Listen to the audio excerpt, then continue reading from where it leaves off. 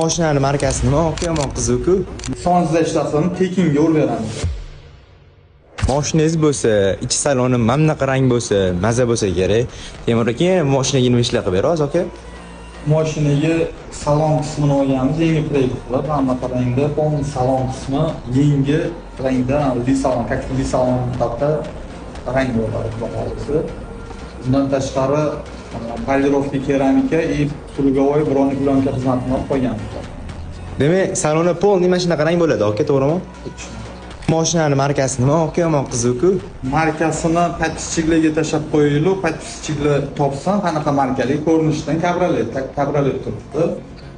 Patishchilar buni markasini, qayerda mashinaligini topsa, topgan odamga mashinasiga old pol sferasini полный sonsiz ishlasini tekinga yo'l beramiz. Ha, demak, buni kommentariyada yozinglar.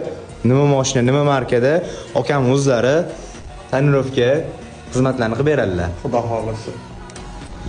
Sizlarni elegant detailing kutib qolamiz.